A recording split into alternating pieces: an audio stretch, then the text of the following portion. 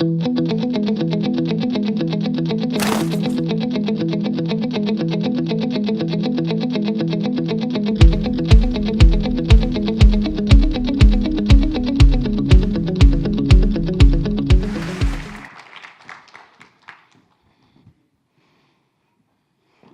was debating politics with some friends when I threw out my 77 cents on the dollar.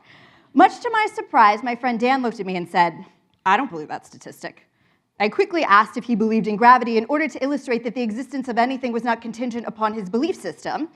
But after some back and forth, he clarified that he would never pay a woman less, yet math doesn't lie. So what is it that Dan, and perhaps you, are missing? Well, women play nice. As girls, we are taught to be polite and quiet and still. And early on, this translates into better behavior, which translates into higher grades, which translates into higher college enrollment rates, which should translate into more money and more leadership positions. And yet it doesn't. Girls leave school feeling less confident than their male counterparts. Why? Because teachers and parents alike subconsciously teach girls to be subservient while teaching boys to exercise dominance. Teachers are 8 times more likely to engage a boy when he speaks out of turn in the classroom. When a girl speaks out of turn, she's reminded to raise her hand and wait to be called upon. Teachers often speak over girls and interrupt them more frequently, and parents are not much better, interrupting their daughters twice as often as their sons. How does this translate into less money? Because reprimanding and silencing girls disempowers them. And in addition to disempowering them, they don't feel confident enough to speak up. It creates different social norms. Men are taught to be vocal and assertive and confident. That serves them well in life. But women who are vocal, assertive, and confident are labeled as argumentative, disagreeable, and difficult. In addition, we don't brag. In addition to this standard of politeness, we are taught to be modest and to minimize the impact of our work. In fact, girls are taught to be self-sacrificing rather than self-serving. In addition, women have a different physical brain.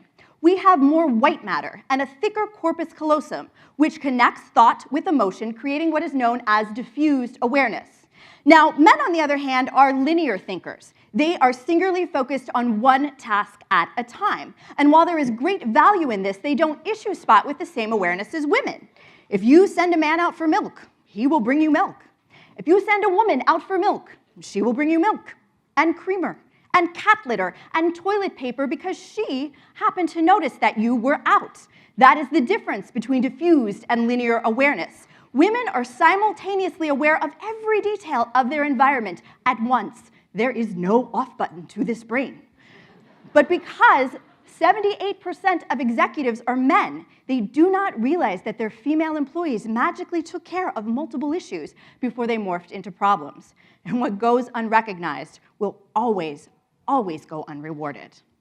And finally, we know this, we don't negotiate. Now, we know that we are supposed to, and we even know how, but we are acutely aware of a little something known as gender blowback. According to a 2008 study, men who initiated salary negotiations were perceived as the same or more favorably than when initial job offers were extended. Women who initiated salary negotiations were perceived as less than when initial job offers were extended. And many women even reported being shamed when asking for more money. Now, the twist to this paradigm is when we advocate for someone else, let's say, for example, a team member, then we are perceived as more favorably. It's only when we advocate for self that opinions disintegrate. So what do we do about all of this? Well, the secrecy surrounding money is part of the problem, so an open salary policy should help. And new technology such as Unitive is doing for the hiring process what Billy Beane did for baseball, focusing our attention on the data by separating skill set from gender identity. But we also need advocates in leadership positions, and an excellent example can be found with Salesforce CEO Mark Benioff. Much like Dan, Mark did not believe women could be paid less on his watch. Yet he ordered a review of all 17,000 employees' salaries. The review was warranted. Women did make less. And thanks to Mark's leadership and $3 million, now they do not. It's also interesting to note that sexism is in no way limited to men. 76% of the elementary school teachers I mentioned are women. And in the 2008 study I cited, the managers surveyed were both male and female. It's time that we stop pretending that we live in a gender-neutral society. We don't. We all have subconscious biases as to what should be masculine and what should be feminine. But I believe that one giant leap forward would be to acknowledge the different feminine traits that women exclusively bring to the workforce, and to pay them accordingly.